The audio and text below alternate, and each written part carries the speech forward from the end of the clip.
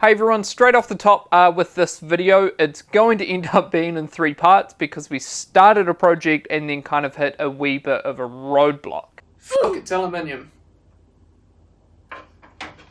The original idea was going to be an ultimate video to upgrade your old PlayStation 4. In this video, we're going to be primarily focusing on the storage upgrades, such as swapping out for a solid state drive and using an expansion gaming drive from Western Digital. In the next video, we're going to be looking at a cooling solution. It's going to be liquid metal on the original PlayStation 4. And yes, it has an aluminium heatsink, but I kind of have a wee workaround that I'm going to have a play with, and we're going to see how it goes. Might not work, and it's probably only going to be temporary, but either way, it'll be interesting. The third and final video is going to be a recap of everything that we've learned, going over some pros and cons and what not to do, also probably answering some questions that anyone may have or suggestions that anyone may have to boost performance on the PlayStation 4. Much like all of our other videos, we're going to give a shout out to F16 Spyros for your awesome comment on one of our previous videos. If you want to get in contact with us, contact@theinsatiablegamer.com is the email address.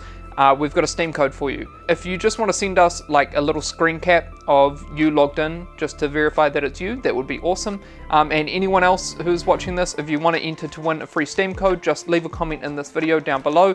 Say something, I don't know, suggest something about a PlayStation 4. Either way, this thing's still in pieces. And I'm going to have to start the next video soon. So let's just finish editing this one and yeah. Hey honey. Yeah.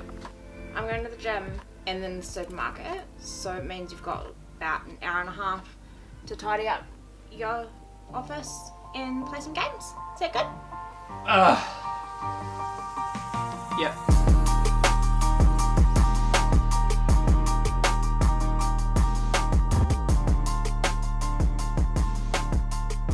Oh, it's about damn time.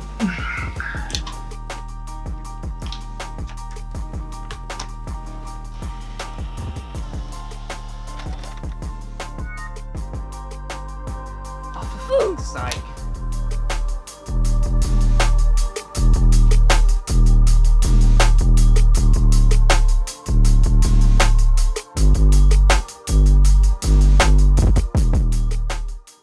So games are getting a lot bigger and your old PS4 might be starting to get a bit full and a wee bit tired. So sure, you could probably go out and buy yourself a brand new PS4 Pro with a bigger hard drive, more performance and all that kind of stuff, but you're looking at swallowing down like $600 just to play the same console games anyway.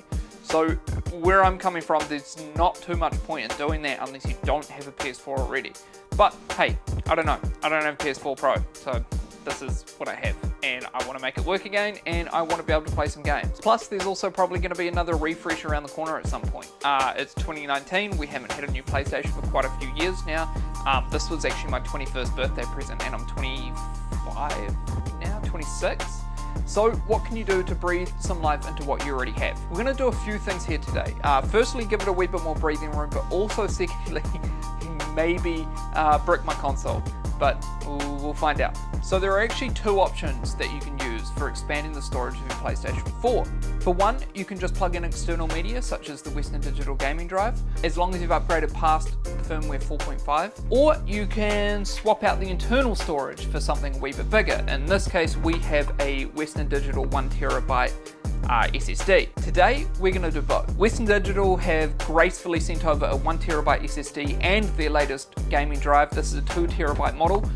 So all in all, we're going to end up with 3TB of storage on this PlayStation. As far as the solid state drive goes, this might actually be a wee bit overkill considering that the original PlayStation has a SATA 2 connection. So as far as, I don't know, should I explain? Okay, imagine taking... Basically, I tried to come up with a really clever analogy here, but it kind of just fell flat when I was editing it. Basically, what I'm trying to explain is the SATA 2 interface in the PlayStation 4, this version of the PlayStation 4, has a cap of around 300 megabytes per second, whereas SATA 3, which is what this SSD uses, has a cap up to 600 megabytes per second. But trying to push 600 megabytes per second through a 300 megabyte per second connection isn't really going to work. So you're never going to actually get the full capability of a solid state drive.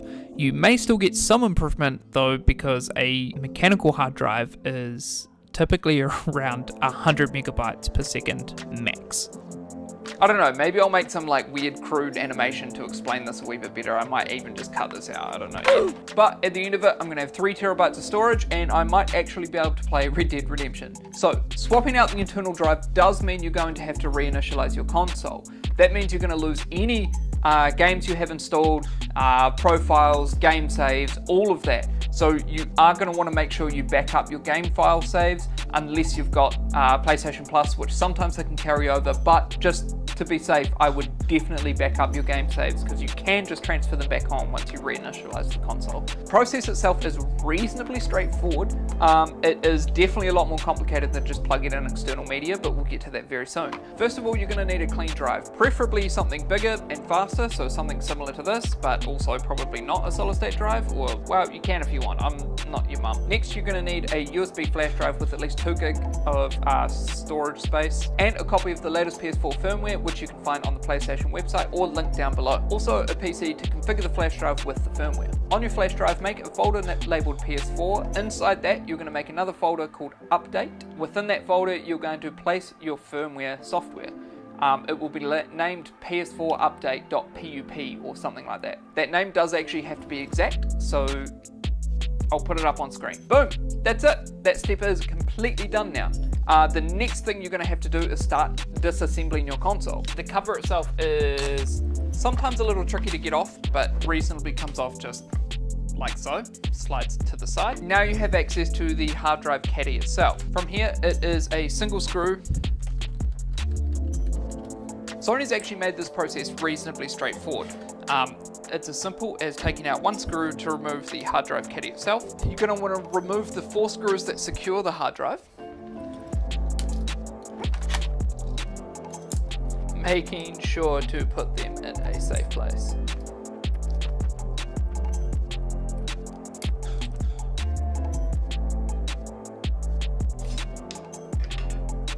So now you can replace it with whatever you like in the 2.5 inch form factor. Simply just reinstall the screws.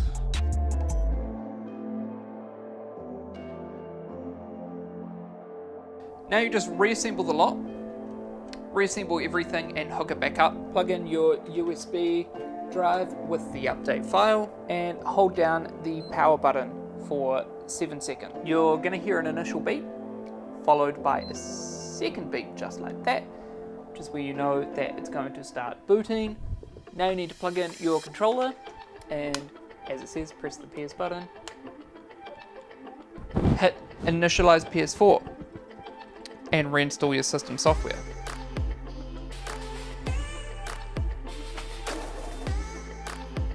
Phew, all done.